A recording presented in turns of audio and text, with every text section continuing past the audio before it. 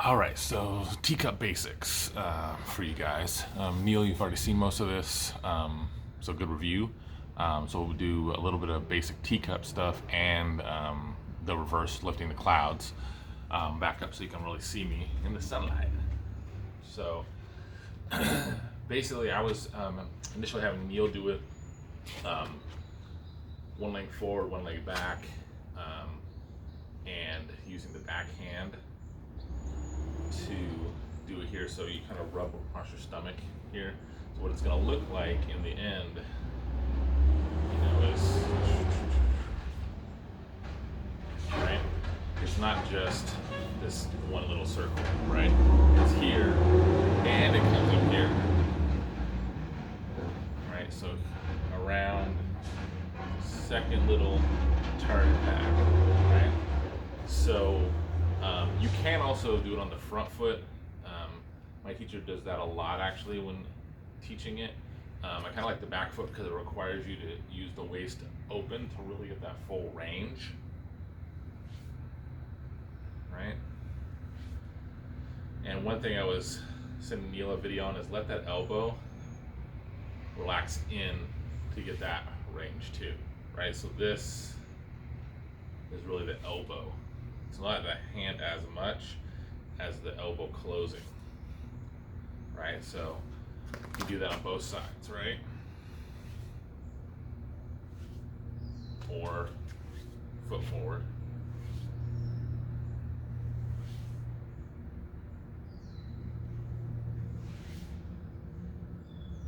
Right? And then you can do them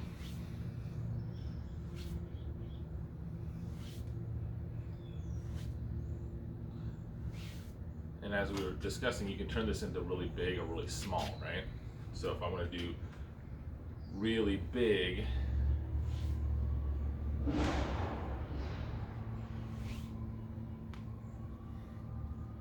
and I can really let my body get into it.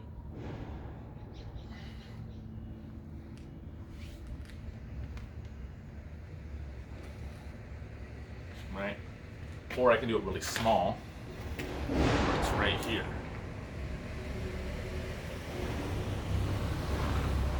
Right, so there's the small part, there's that, or I can even really just make it right here and really work that kind of stuff, right? All the same principle of movement. So the reverse is lifting the clouds, right? So instead of rubbing this way, I'm shooting the palm this way and bringing it around, and then the big, right? So there's the little and there's the big rounding. Again, either foot can be forward,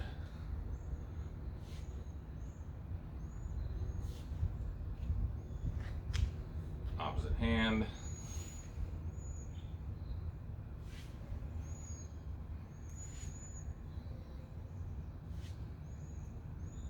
right? So nice and slow.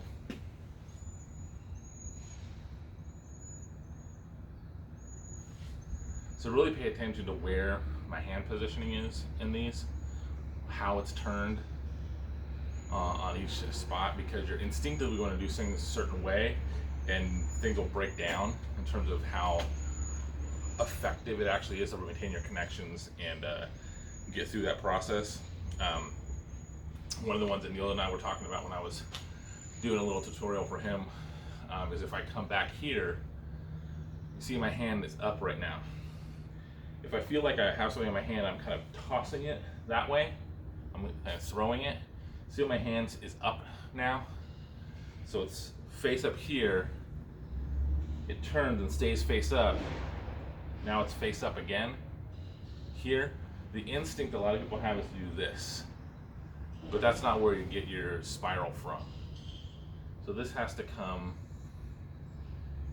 and if you imagine it as, it's called teacups, like you're holding a teacup and trying to keep that old trick, right?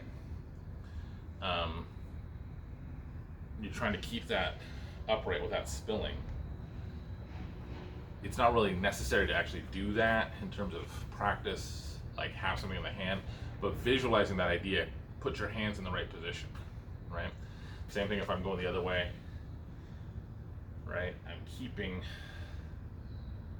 the hand positionality, right? So you can try those again, 2 hands on lifting the clouds.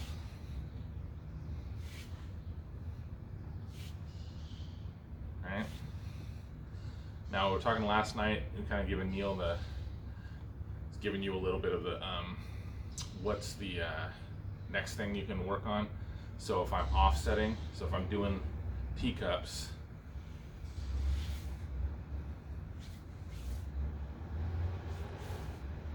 you see my body turns differently. It starts creating different motions in the body, right? Same thing if I go look at the clouds, opposite hands or offset timing, right? I'm shifting my weight behind it. I'm letting the body move, especially the waist, not the hips, the waist. Hips a little bit. Sorry about that thing in the background. And the most complicated version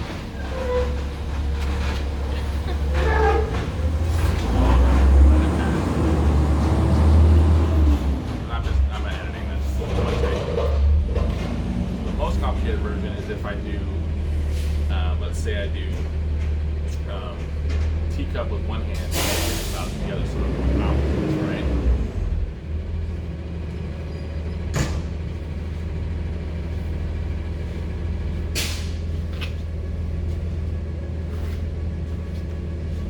right? Or you reverse that.